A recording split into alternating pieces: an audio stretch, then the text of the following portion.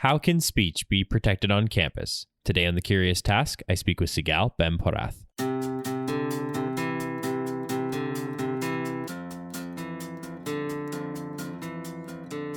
Welcome to The Curious Task from the Institute for Liberal Studies, where we explore economics, politics, philosophy, and other ideas from a classical liberal perspective. I'm Alex Aragona, your host, and today our guest is Sigal Ben-Porath.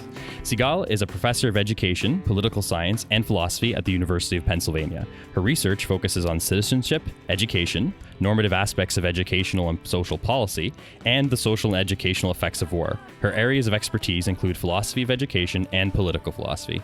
She's the author of many books, including Free Speech on Campus, and that's the one that will inform a lot of our discussion here today. Sigal, welcome to The Curious Task. Thank you so much for having me, Alex.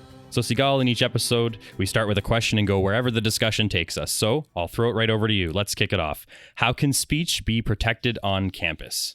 Well, the premise of your question, Alex, might be that speech currently is not properly protected on campus, which actually is a premise that I don't fully endorse. So we can start maybe with considering some of this assumption that is pretty common today, that campuses today are hostile to speech or do not properly protect the speech of both campus members, such as students and faculty, and of others from, outside the community who are looking to express their views. And I actually think that speech can be protected and is protected on campus through just our common operation as a community of learners. So the way that campuses operate today, and as they have operated in the modern era more generally, is that they are, in fact, contexts in which people are coming together to explore and consider questions of mutual interest, and in which we are looking together both to share our knowledge and also to expand the boundaries of knowledge. And the way that we do it quite commonly is by speaking, by talking to each other, by pushing each other's perspectives and ideas, arguing, objecting to each other's views. So at the most basic or fundamental level, speech can be protected on campus by letting universities and colleges do their work the way that they were intended to do and the way that they most commonly do it every day. Now, obviously, there are a lot of cases these days that are of concern in this regard, but I just want to start us off by setting out the premise that colleges and universities, or the higher education community overall today, is in fact a context in which speech most broadly, fundamentally, and commonly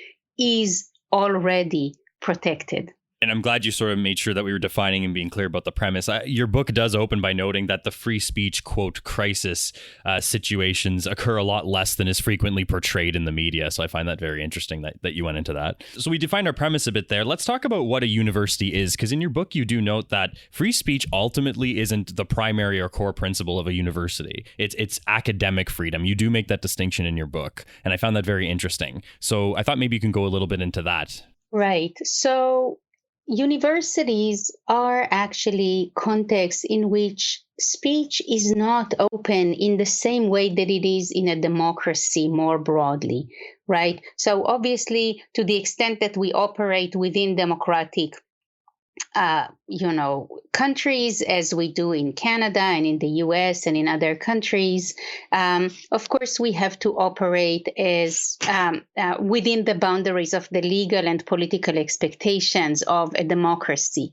But in a democracy, speech is protected for the purpose of expressing the equal dignity of all citizens or all members of the community, right? So the reason that your speech and my speech and anybody else's speech is protected in a democratic context more broadly is that I have the same dignity and the same standing and the same presumption of good faith as you or as anybody else, right? So I would like to hear what you say, not necessarily because I would value it or agree with it or even think very highly of it, of course, as a hypothetical here, but because by allowing you to speak freely, we as a society recognize the equal standing of all our members, right? You might be right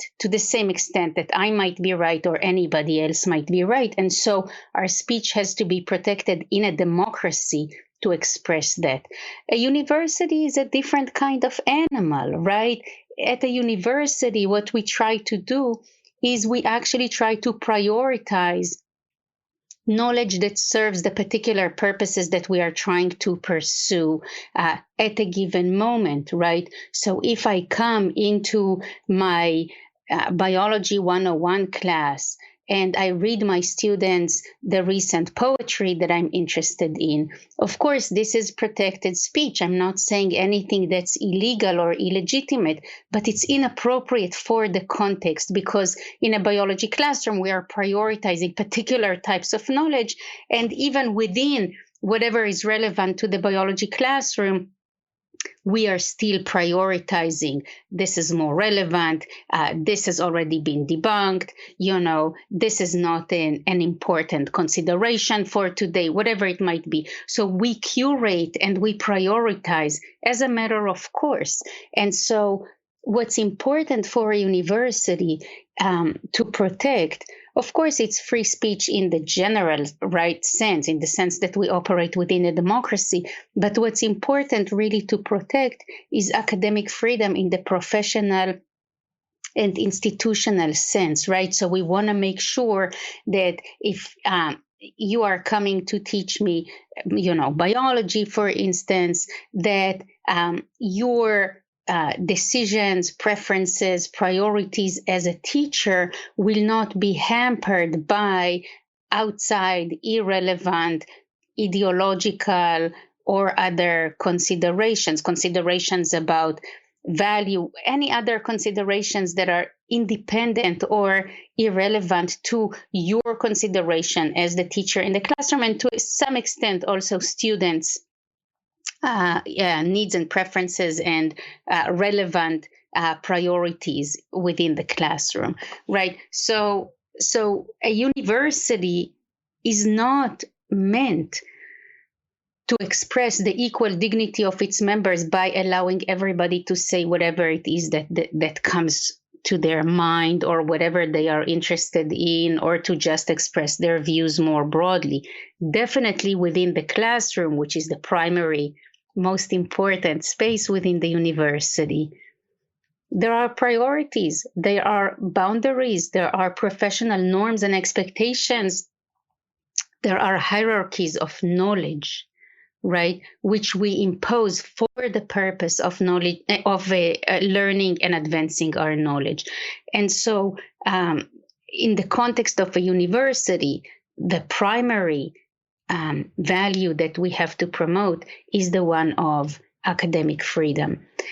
Beyond that, in the on the green or the quad or wherever is the public space within the university where people exchange views and act as citizens or as more general members of the community, there, of course, free speech has to be protected in a similar way to the way that it needs to be protected in a democracy, right? So we have to differentiate among different spaces within the university, and we have to make sure that we don't mix them up, right? The fact that if you are a member of one ideological civic group on campus and I'm a member of a different one, and we both should be permitted to express our opinions freely, and that obviously is true, or maybe not obviously, but it certainly is true, that should not impede the ability of our teacher in the bio class to tell us, no,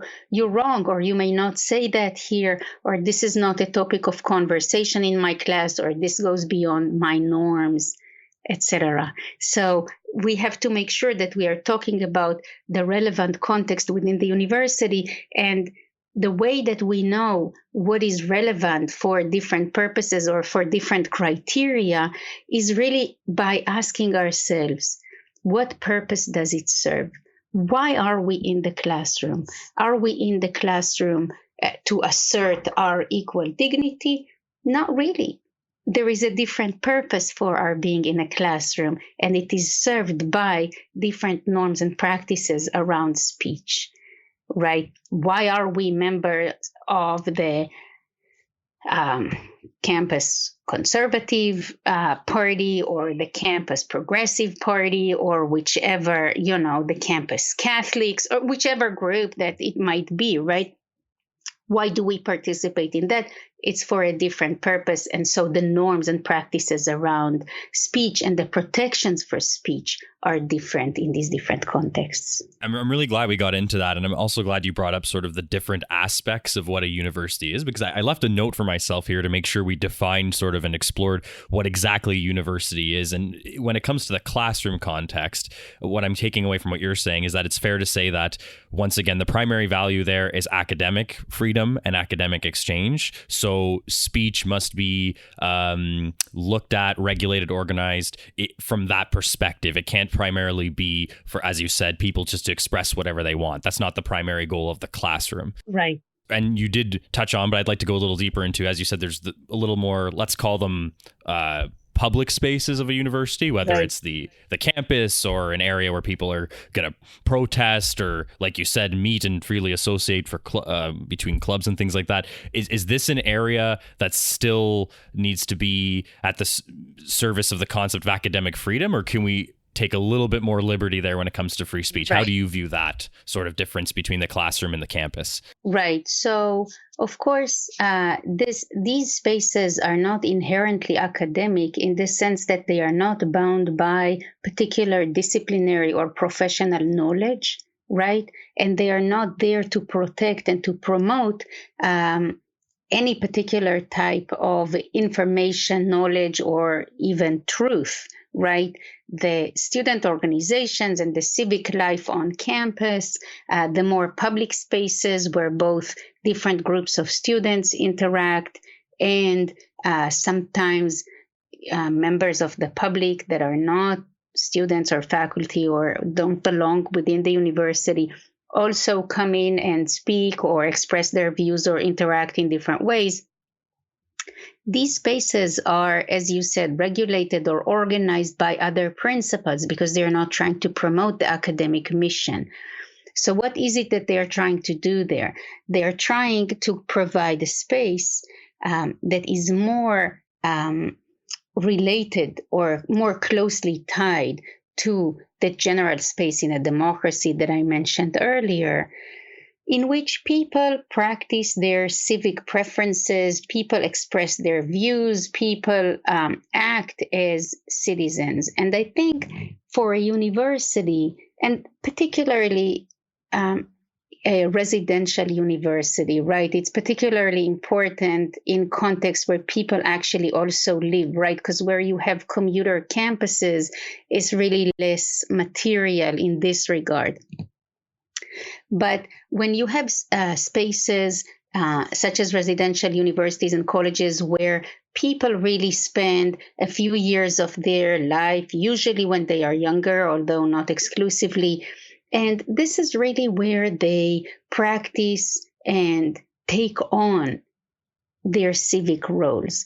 And universities are oftentimes keen on emphasizing the importance of civic life in their mission, the centrality of activism or participation or engagement to the kind of life that they would like their students to lead, and oftentimes even relate the academic mission itself not only just to the professional futures that their students hopefully will have based on what they learned as students, but also to their ability to contribute to society in different ways, right? Not only just the professional or economic way, but also the civic, social, or participatory way. So for students to be able to exercise these general democratic rights on campus is really a significant part, a significant aspect of their life on campus to the extent that they want to take it on. Of course, class is mandatory, but civic participation is more optional. A lot of students are interested in, the diverse ways, not only just through political party participation, but really diverse ways to explore and express their civic commitments. And so within this space, we really do need to protect a broader array of opinions and forms of expression. And we have to make sure that we allow students to hear and to respond to a variety of opinions, right? So this is where we sometimes run into trouble, because we have people who come and express marginal or extremist or sometimes prejudiced or other views, sometimes specific political perspectives that are not necessarily accepted by many or all on campus. And then we run into some of these troubles that we've seen in recent years, where whether it's a campus member, such as a student group, or a faculty member, or it's an outside speaker, invited or uninvited, who are coming in and expressing opinions that are creating some turmoil and disagreement and pressures. This is happening not in the academic space for the most part. Sometimes it happens in the classroom, but most of the issues that we've seen in recent years are really issues with expressions of opinions that are unaccepted, or sometimes seen as hurtful, or as even in contradiction to basic values that other community members hold. And this is where we see some of these clashes. It's in the civic democratic space on campus. It's not in the academic space for the most part. We talked about the classroom. We talked about, let's call it the campus, just give it a general title. And how about and you touched on it, the residential areas of a university? Some have made the argument through, from what I've researched, that, it's no holds bar everywhere on campus, whether it's the classroom or the campus itself, or the residential area. Unlimited free speech should be the main goal. That's what some people have said. How do you feel about the residential areas of the university? You've talked about how the classroom and the campus should be treated separately and differently. How about the residential areas where students and sometimes faculty, I guess, might live? Right. So my view on this is that students, especially when they are younger and they live on campus, they can reasonably expect to have some respite within their residential dorms or within the context where they live. I had a few debates about this in the last year plus, since the book came out.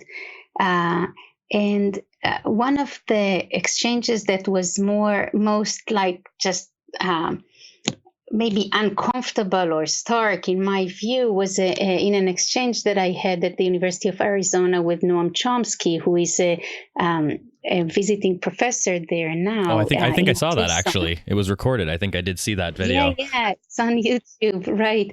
And he expressed that if people so the example that he gave, which is relevant to both him and me, what do we do if somebody puts a poster or a banner in the dorm that says all Jews must die?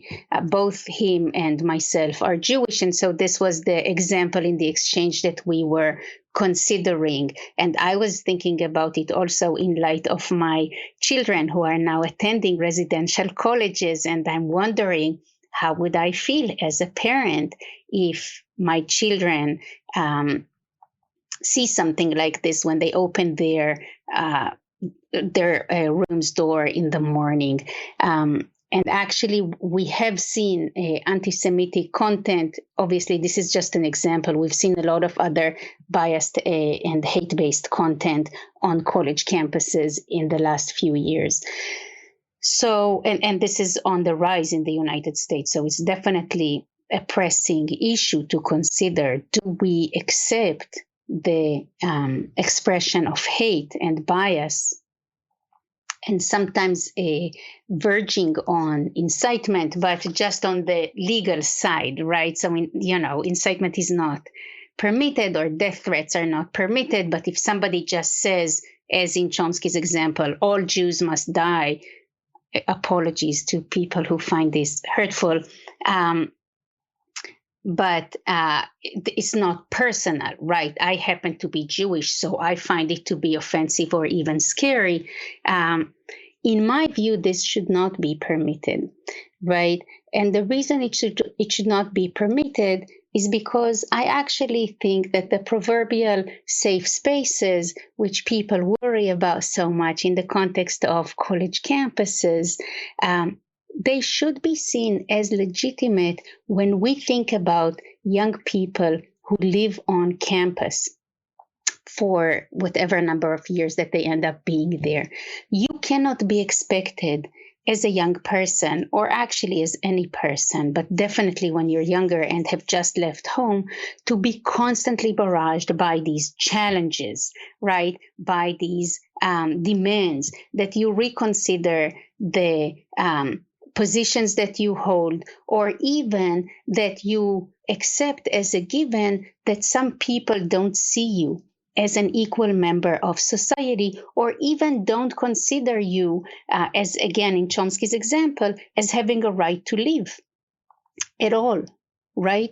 So while some considerations about these matters are not beyond the pale. For instance, I have some colleagues who teach Mein Kampf, Hitler's writing, in their history classes.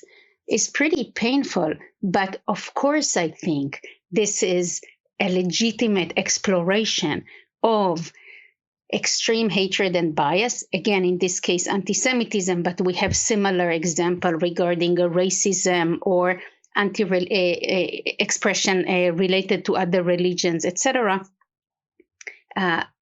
Of course, it's permissible to learn about the history of slavery in the United States, the history of First Nations in Canada, or First People in Canada and United States and other places, the history of anti-Semitism, whatever it might be, right? So learning about hatred, both in history and today, is reasonable for people who are exploring this domain.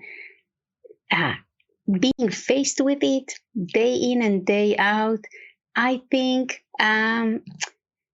should not be a requirement for attending college, right? So, of course, once you say that this should not be permitted as a form of expression, for instance, in inside the residence or the dorms, then you are faced with the question, okay, so where do you draw the line, right? Right. What is permissible? What is impermissible? What if somebody just said something and they thought it was artistic or funny, and I find it hurtful? So I don't think we need to have hard and fast rules about where you draw the line. But I do think we need to recognize the principle, which is that people should not be expected to be challenged or questioned in this way throughout the day, every day, for the years in which they are on campus. Now, if one person finds this thing hurtful and the other person thinks it's funny, great. We can have a conversation. We can negotiate that. We can try to understand each other. Why do you find it hurtful? Why do you find it funny, right? Why do some people think it's legitimate to say this or that or the other thing? We can have a discussion about it, but the discussion cannot start either from the premise that everything goes and everything is permitted, or from the premise that any person has veto power over everything, right? We have to reach a community standard of agreement about what's permissible, what is reasonable. And honestly, I've been doing it for a few years at Penn, and I've supported colleges doing it both in Canada and the US in the past few years, developing their own internal processes for figuring out how to develop policy around questions like this. Is really possible. If you come with some, good faith, it's really possible to agree. And I think that's actually a great place to take a quick break. So we're going to do that right now. We'll be right back on The Curious Task with Sigal. The Curious Task is a podcast from the Institute for Liberal Studies. Feel free to send us questions and feedback to curioustask@liberalstudies.ca. A special thanks to our supporters on Patreon, including Daniel Beer, Elizabeth Aragona, and Danny Leroy. Remember to like us on Facebook, follow us on Twitter @CuriousTaskILS, and rate us on Apple Podcasts or wherever else you're listening to The Curious Task.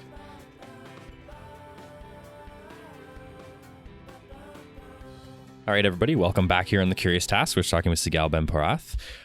Before the break, Sigal, we were talking about, or I should say, you left off discussing how people on a campus or at a university, people going to college, it's in your view not necessary that every single day, every single minute, they're facing constant challenges to either their points of view, or in some cases, if there's something hateful being said, that their very existence. You brought up some examples of that before the break. But I wanted to clarify, once again, back to our sort of conversation about the different spheres of a university, I think you made it pretty clear that in someone's residential area, let's say, where they're actually going to go and hang out with other students or friends, or basically get some distance away from the campus, let's call it. So essentially where they live, I think it's reasonable to say there that you definitely think that speech needs to be a little more regulated there. When we get back to the campus area, though, I know you said that it's hard to say, okay, here's the line, and then it's always there. So we have to approach it with some sort of criteria and good faith. But is there a little more, I want to go back to the question, is there a little more leniency on the campus versus the residential area? Because that's where we started that initial thought, and I wanted to complete it. Right. So I think, first of all, yes, it's reasonable to expect. So let me try to answer your question by looking at safety. Okay. As I tried to say before the break, it's reasonable for students especially to expect that their residential hall, for instance, would be safe spaces in the sense of having more limited challenges, unless they want to take them on. I mean, if people want to have conversations into the night about the death penalty, whatever, difficult issues that they want to just engage with, then that's perfectly fine. Political issues, matters of religion or other issues, that's perfectly fine. But they shouldn't be, these shouldn't be foisted on them. They shouldn't be demanded of them, right? Whereas in the classroom, it makes more sense that I would be challenged as a matter of course, right? I'm coming with a certain set of beliefs and knowledge and understanding about the world. And actually, the reason that I come to campus as a student is for the purpose of expanding my horizons and being challenged and reconsidering some of what I already know. If I already know everything, there is not much point, coming to learn, right? So in this sense, it's pretty easy to say, sure, the dorms, safety, the classroom, challenge. But the distinction doesn't hold when you look more closely, in the sense that you do need to foster and sustain a certain level of safety in the classroom as well. And I know that what I'm saying is controversial in the sense that it makes me sound like a snowflake, right? That's sort of like the common refrain. But in my view, the expectation for a certain level of safety in the classroom is reasonable to the extent that it contributes to learning, and it permits and supports learning. Here is what I mean. Let's say that I'm the only woman or one of a handful of women in an engineering classroom. And let's say that the professor, let's assume that the professor is a man, and he is regularly looking down at the women in the room. He's maybe making sexist comments. I'm not saying anything outlandish here, right? Maybe he's assuming that the women in the room were accepted only because somebody has some ideology about accepting women to the engineering programs, and actually we don't deserve to be there. We don't have real contributions to make or something, or we are distracting to the guys in the room. These are all common, even like non-sensational, instances of bias. Where it puts me, if I'm a female student, a woman in this classroom, is that it puts me on a constant need to defend myself, and to defend myself in the academic sense. No, I'm actually not dumber than other people in class. I actually am capable in doing something here. You shouldn't be thinking about me as a woman student. You should think about me as a student, right? And so this constant need to defend myself against sexist assumptions, to the extent that it's really based on some comments or perspectives that are expressed in the classroom, is creating unsafe conditions in the learning meaning of that, right? So it creates the circumstance in which I cannot learn to the best of my capacity or ability, and I cannot compete if it's a competition, or I cannot succeed at the same level that other people in the classroom can, because I am being challenged or questioned on all the time based on my identity, right?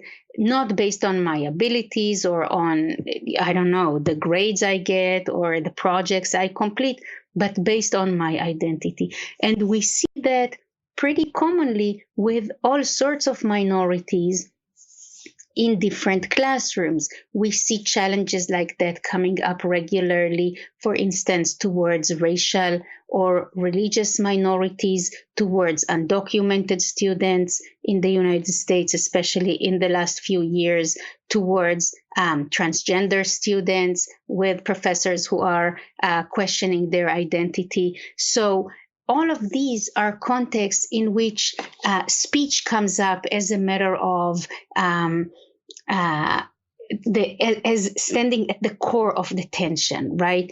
I actually think that we should reframe this matter to thinking about safety. And again, safety in the sense of, am I safe enough or confident enough or respected enough? Is my dignity recognized as a contributing member of the learning community, right? This is how I think about safety for this purpose, right? So it's not safety from challenge. It's not safety from reconsidering my ideas. It's safety from being questioned repeatedly in an ongoing manner about whether I'm an equal member of the learning community. And this kind of safety, which, as I said, is at the core of my life in the residential hall, should be also a part of the foundation of the professional norms in the classroom. As you were saying before the break, the primary function of the university, and specifically the classroom, as you were saying, is to academic freedom. It's that you're there to explore ideas. You're not there ultimately to be within the framework of a free speech absolutism. That's your view, is that's not the primary function of the classroom, and that makes a lot of sense. Really, the point is, as you just now expressed it, Alex, the point is whether I am really being invited to participate in the process of learning, or whether I'm being seen as somebody who is disruptive to the learning, as my example about the women in the engineering classroom, disruptive or actually don't belong there. A lot of people who are or at least some people who are members of racial minorities express concern that they are being perceived as being at selective universities not by merit, right? Somebody accepted you here because of affirmative action or because of some, external considerations. You actually don't deserve to be here. And so when you are constantly being questioned, right, are you an equal member of the campus community? Your dignity, your dignitary safety, right? The kind of safety that is required for you to participate as an equal member of the campus conversation and of the learning process is really being undermined. And so in this way, your academic freedom cannot be fulfilled, right? Because you cannot actually participate in the exchange on an equal footing. Yeah. So it sounds to me that ultimately what you're saying is this, and I think you said this right after the break too, and I thought this was really cool. You said, so it's certainly not about saying you have absolute free speech, and it's definitely not allowing someone in authority to have a veto on certain kinds of speech. So it sounds like what we're kind of gearing towards is the idea that there is some sort of way we can maximize, or there's an optimal level of speech, but there is that balance there that we need to address with certain criteria. That's what I'm sort of pulling out of everything you're saying. Right. And the balance is based on the criteria that really can be boiled down to asking, are you allowing all members of the community, and the community here can be the entire campus, or it can be just my own little seminar room, right? Whichever part of the community is relevant for this purpose, are you allowing everybody to participate as equals in the conversation, right? Can they benefit in the same way that everybody else benefits from the academic exchange that we are having in a given context? This is the boundary that I'm looking to create. And of course, it's going to look different in different contexts, right? If there is a religious religiously or a religious organization that the university belongs to, they are going to have their own boundaries. If it's a women's college, there is going to be different boundaries, right? If it's a college with a certain history, if it's a historically Black college, it's going to have different boundaries around what speech is reasonably permitted or curtailed, so that everybody can participate as equals, right? I don't want to give an authority like some university committee the permission to regulate speech. I also actually don't want myself as a single person to be able to come in and say, look, you hurt my feelings, you may not say such and such statement anymore, right? I don't want to have the full power to censor or silence at the hand of any one particular member, even based on the claim of pain or hurt. But I want that this claim would be a justified reason to start a conversation about the boundaries of speech in a particular space. Do you feel that the let's call them the free speech absolutists, do you feel that they don't fully understand and properly acknowledge the harm that can be done by certain means of expressing themselves? And conversely, so two-part question, conversely, do you feel that people that would be proponents of effectively a regulated speech environment, do they not acknowledge the damage that can do with to learning and the academic forum? The answer to both of your questions is really yes. Starting from the latter case, I think a lot of students, especially in North America these days, have not grown up observing or experiencing the repercussions of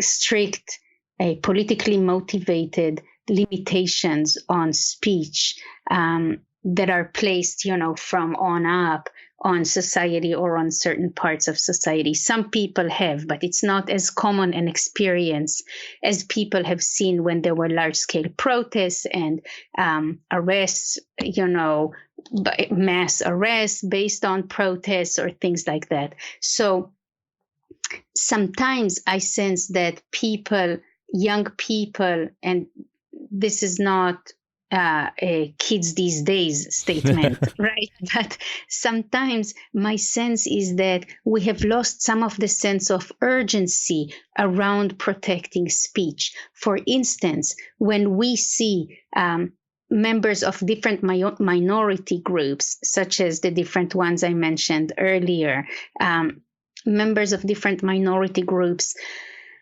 demanding or requesting limitations on biased and prejudiced speech, which I think is a reasonable expectation, as I will say in a second.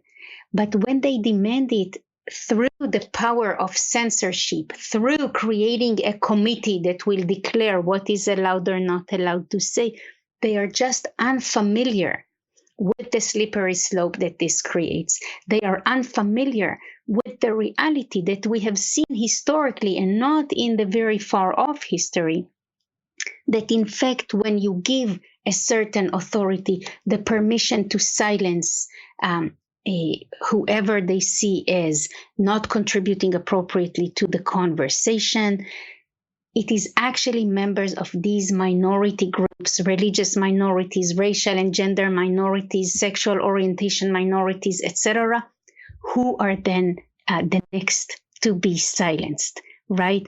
And we even see that, again, in the United States today, if you are looking to silence white supremacists, and which, again, I think students have a good reason to worry about white supremacist expressions, including on campus. If you are creating the tools to silence based on this opinion, the next group that is being silenced is Black Lives Matter. We have seen that, right? It turns around against the people who created the demand for censorship. So this was the second part of your question, which was the people who are looking for regulating and censoring speech. Maybe they don't know. Yes, I think they probably don't know how it can harm them and other people that they care about and the causes that they care about.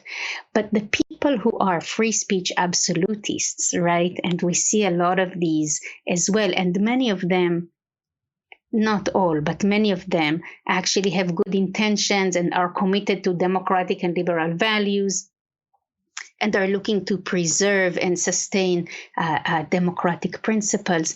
They fail to recognize that speech is today, in a polarized political context in which we live, it sometimes is operating as a weapon, and it can create real harm in the world.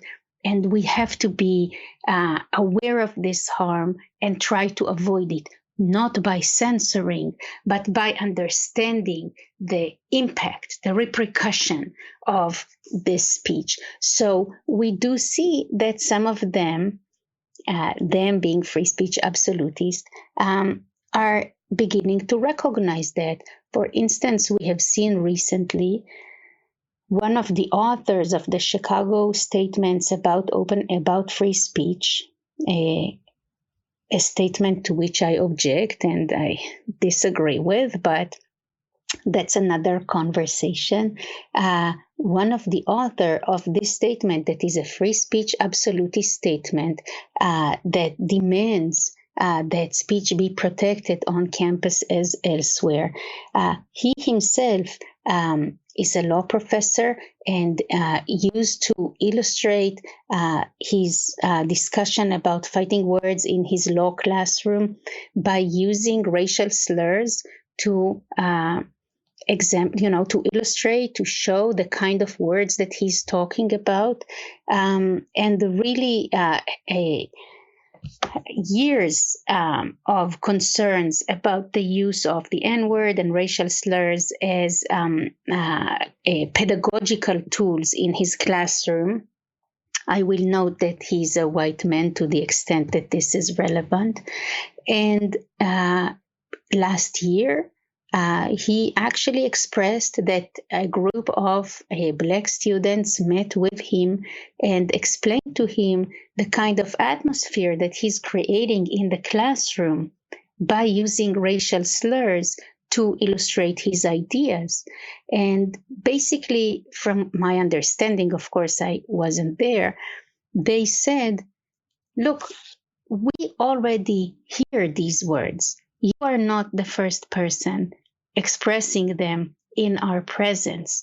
Maybe white students or some of the white students haven't heard them, so you are using our pain to educate somebody else, right? And this is not a fair and equal treatment or opportunity that you are offering to all of the students in your classroom. And so he expressed that after years of arguments about this, he understood.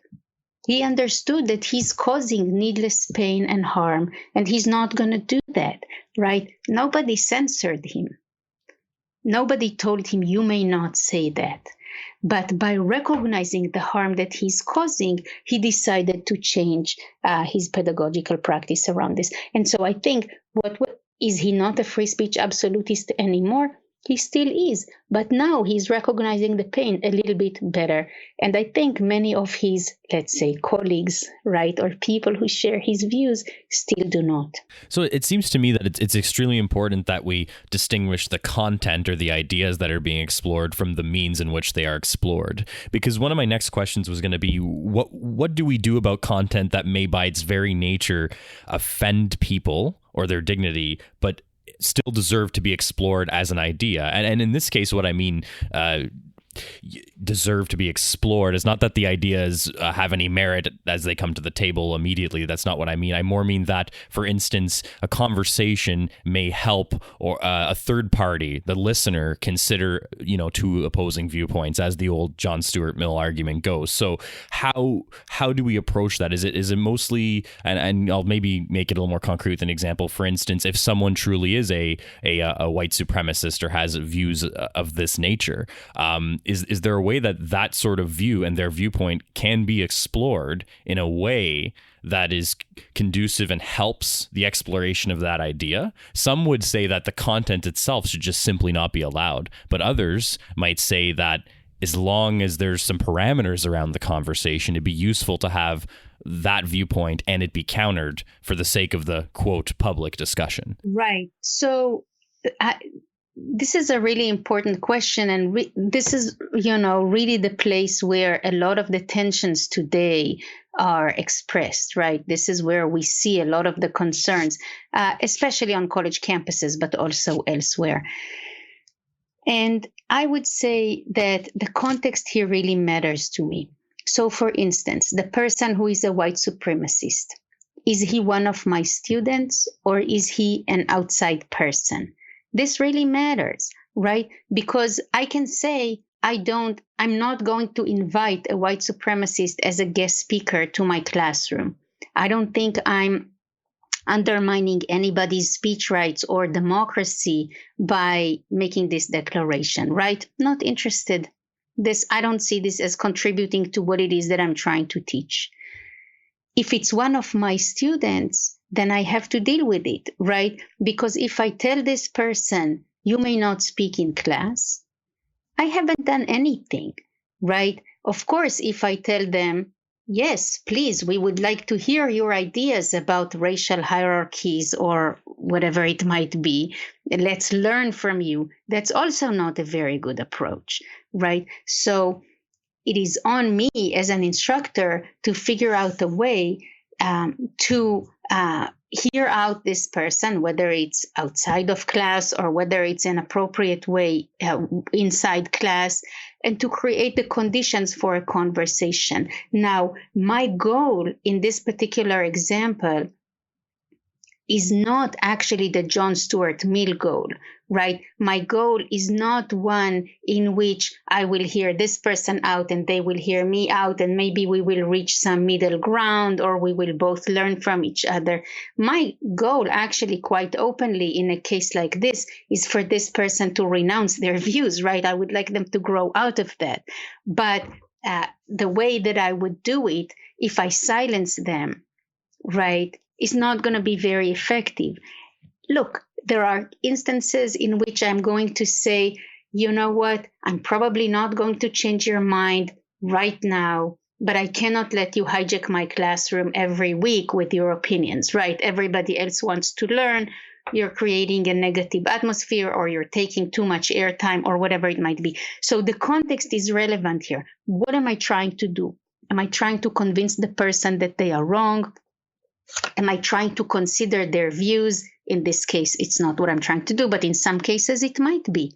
There are cases where people will have opinions that are hurtful for some, but I think, there are aspects of them that should be considered, and should be taken into account, or maybe we can reach a common ground in other examples, right? So the particulars of the case really matter. I don't know that I can say that there are specific views that in and of themselves have no room. I'll give you the most extreme example, which is the example from a Bard College a couple years ago, where they invited a person who identifies as a neo-Nazi. He's an Austrian politician and came to give a talk at Bard College, and there was at a center at Bard College, and there was a lot of concern about that, right? Are you giving them a platform, legitimizing their view, etc.? But here you have a case of a person who has pretty significant political power in Europe, in this case, in Austria. And by silencing them or deplatforming them or not hearing them out, what am I doing? I'm protecting myself, for instance, as a Jewish person who lost family members in the Holocaust. It's definitely painful for me to hear that these ideas are resurgent in Europe, and I'm not unique in that at all. But if I'm not hearing him out, he still has his ideas, and they are pretty influential. Right. And I might as well have a conversation, not give him the podium and leave and let him proselytize my students, right? I would like to engage with these ideas such that my students who want to be there and others are able to consider, how do we argue with this kind of perspective? What is the point that's being made? Right. How can we respond to it, right? In the same way that I would want to consider inviting people who are questioning climate science, right? Not because I think there's a point to what they're saying, but because I think this is an American case, right? In the United States, climate skeptics are, they have significant political power. Given what we know about the state of climate and where it's headed, we need to learn how to argue against that.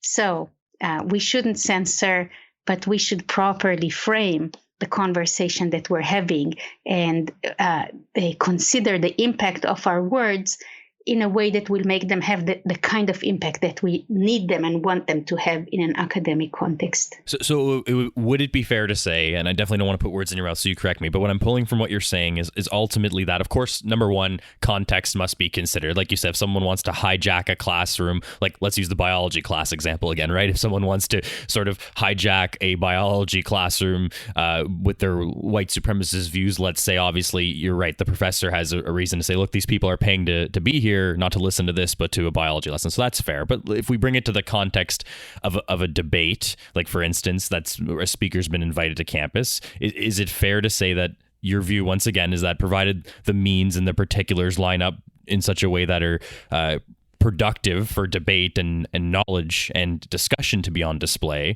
do you view still that there are times where even if some people may be offended, or like you said, it may be uncomfortable for certain people to listen to a certain topic, that the benefit of the topic on display massively outweighs some of those potential hurt feelings? I guess that's ultimately what I was trying to get before, is if you do view circumstances where that's possible. Right. Definitely. And it's even unavoidable. Right. I mean, as an instructor, if you make a lesson plan as an instructor and you are the only one speaking in your lecture, then you have full control of all the content.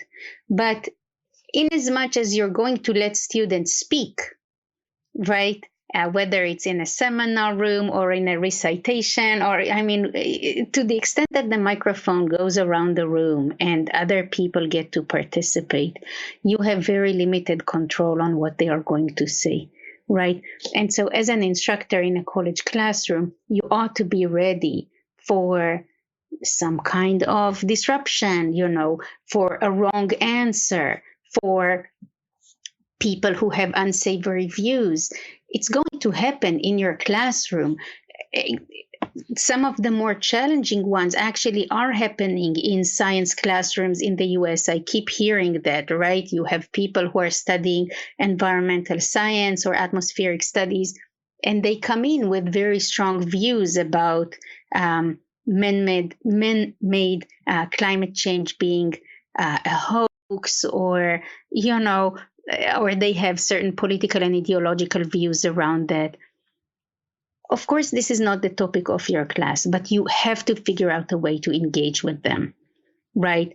This is not about pain. This is about truth, right? But similarly, when people come in and they say, well, we all know that women are not as capable as men in certain domains, or there is a racial hierarchy. We hear these things actually more openly today because of the political polarization in the US, in Canada, in various countries in Europe. So we ought to be ready to hear these expressions out and to respond to them and to frame them in appropriate ways, right? People who have diverse ideological views, first of all, they have speech rights. That's not the main point, but they do. They should enjoy the same level of academic freedom as other members of the community at that level do, whether they are faculty people or students, etc. And we have to decide how we work with, rather than silence, these various views in a way that satisfies the academic mission that we're trying to promote. Obviously, in an atmospheric studies or environmental science classroom, I'm not going to end up at in the middle. I'm going to stick to what it is that I need to teach, which is the truth, right? But I have to engage, right? Silence very rarely helps. Not never. Sometimes you need to silence people. Sometimes because they ramble on, sometimes because they hurt people's feelings in a way that I cannot salvage later in the classroom, so I have to take it out of the classroom. But generally speaking, silencing an opinion is not an effective pedagogical or academic tool, and also is most commonly unjustified. Right. And I would say that, like you said, most of the time, if you were to silence someone's opinion, the ultimate loser, actually, in my view, isn't the person who you're silencing in that very second. Because let's say they're anti-Semitic or something, and they're really dedicated to that point of view. You probably won't change their mind in 10 minutes. But someone who may be on the fence, considering what we would consider dangerous ideas, or maybe the counter to those dangerous ideas, I think they would be the ultimate loser if someone was to be silenced, because they're not going to be exposed to the different points of view on that. They might just go back to their dorm room and go to websites that convince them otherwise and have no one else to talk to about this kind of stuff. Right, exactly. And so you have to think about what goal are you trying to achieve in the conversation, and what is the most effective way of doing this. And most commonly, as you're just now illustrating, the way to achieve this is by engagement rather than by silencing. So before we wrap up the episode, our time is winding down, but towards the end of your book, Free Speech on Campus, you did talk about sort of from different perspectives, like students, faculty, administration, sort of guidelines. And I don't want you to read the whole book to me here, but I thought it'd be kind of fun to end off with that. So obviously, not only are there multiple facets to university, like we were discussing before, where you have the campus, you have the classroom, and the residential areas, let's say, but there's also different people that serve different functions on universities, campuses, right? Students, faculties, organizers. So I wanted to I thought it'd be fun to quickly run through these sort of different people on campus and have your quick point of view on how they feel and how you feel it'd be best for them to approach situations like this. So for instance, students, if a student feels that there is an opinion or a club or an association that is pushing points of views they disagree with, and the student ultimately feels that they don't want to hear these points of views, what do you think their course of action should be? What do you think at least the best approach for that person should be in this case? Right. Well, first of all, if it's one person, the best approach is for them to find other people who share their view or their feeling or their opinion, right? So you have more power with numbers to the extent that you can get them on your side. I think most commonly the best way to approach speech that you think is hurtful or biased or hate-based is to avoid it. And we always have to remember that one of the things that gives speech its power is that people hear it, that people listen to it. To the extent that you can avoid listening, whether it's through boycott or just through doing something else or through intentionally making sure that people choose not to attend an event that you think is inappropriate, this is one of the most powerful things that you can do, both for yourself and as an expression of opposition. And of course, there are various ways in which people can protest. They can use humor. They can use alternatives to speech.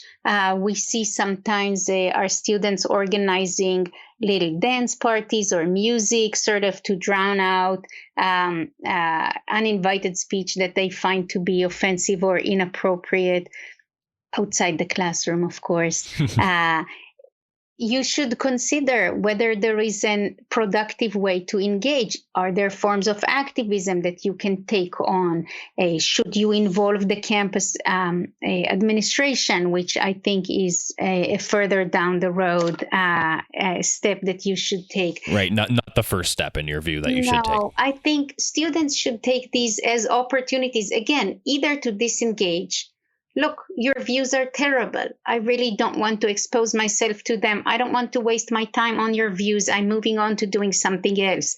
That's perfectly fine, right? And maybe even I'm circulating a notice saying that I'm not going and I encourage everyone not to go because this person is off. I think that's fine, right? But sometimes you have to organize alternative speech. You have to make sure that people hear your perspective, which is opposing, right? So you can have banners and posters, you can have protests and sit-ins, you can try to ask hard questions at the event or the classroom or wherever this is taking place, right? So students really should try to think whether they want to devote time to that, and they need to try to do this in a way that exposes the misguided, hurtful, wrong speech rather than trying to silence it. I think the problem with trying to silence speech is that most often it just amplifies it, right? You're trying to deplatform or disinvite the person. Next thing you know, they have cable news appearances bemoaning the snowflakes of today and how they silence them. So this is just not effective. The next one on my list was faculty, instructors, professors. I think we spent a lot of time talking about that already. It seemed to me that you said ultimately their job is to consider the context of everything is the main thing I pulled out and manage that properly. Right, and to promote the goal of their class, making sure that students are all able to participate and to benefit from the learning that occurs in their classroom. I think this is their main responsibility. And they need to remember that this is, it's not a one-off, right? It's not like with an invited speaker. If you have a class, you are going to make a mistake sometimes, and you can come back and say, look, last week in class, Alex said something that was really hurtful, and I never responded, and I really want to pick this up, right? So you have a responsibility, and you can do it in the long term. way. And the last one on my list, I think this might be a big one, but the administration. So the administration has to deal with a lot. Sometimes, they got angry students, angry faculty members, parents. I was about to say that. So a lot of people, I wouldn't want this as a 20-year-old university, but a lot of people have their parents calling universities now in the administration. So I know that we could go have a whole episode on that probably, but if we were to sum just that part up, what do you think the administration's sort of first reaction to be to like these kinds of problems, and also their long-term fix and solutions to these problems? Well, I think generally speaking, administrators should have a more limited involvement in the details of many of these controversies. A lot of them can be and should be handled at the lower levels of the university. And I think the most important role of administrators in this regard is to properly reflect the values that the university or their particular university stands for. If you have an incident of hate speech, you can express the university's commitment to equity or to equal dignity or to religious freedom or to whatever it is that was, that was a concern in a particular instance. I think expressing and upholding the values of the university as a declarative statement, right, is probably the most important thing that administrators can do, and to try to maintain the significance of protecting free speech and protecting the inclusion of all people and the equal dignity of all members of the community in participating in this speech, in benefiting from the speech and expressing their views on campus. Expressing these values is probably the most important thing that administrators can do, and they need to represent that both to the campus community, so internally, and to represent that outwardly to a political world and the society that today sometimes questions the campus's community and the university's commitment to the value of free speech and inclusion. So properly representing these values and the commitment that the university has to these values is probably the most important step that administrators can take. Great. Well, our time is pretty much up here, but so to wrap it all together, I always try to end the episodes off by like this. I always like to ask the guests, I know we've talked about a lot in this episode, but we try to bring it full circle and put a finer point on the discussion if we can. So giving you the last word on the main discussion, if I were to ask you what you hope the main takeaways for someone listening to here in this episode here today on how speech can be protected on campus and how people should go about the issue of free speech on campus, what would you like the main takeaway to be?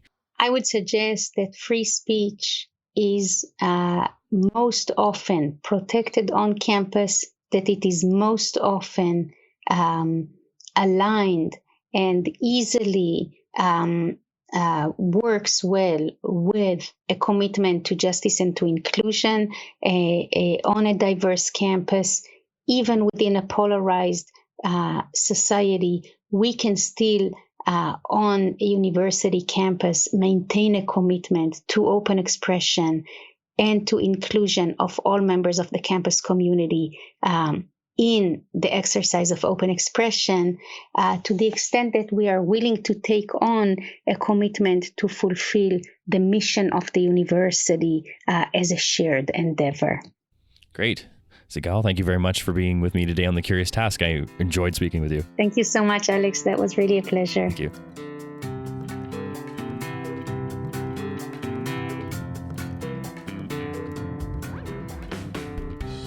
This episode of The Curious Task was produced by Alex Aragona and Sabine L. Chidiak. Our executive producer is Matt Buffton. The music you heard on today's episode was created by Lindy Voppenfjord. You should check out his other stuff online. The Curious Task exists today because of donations of time and money from those creating it and listeners like yourself. Check us out on Patreon and find out how you can support us and get access to exclusive offers. I'm Alex Aragona. Thank you very much for joining us on The Curious Task.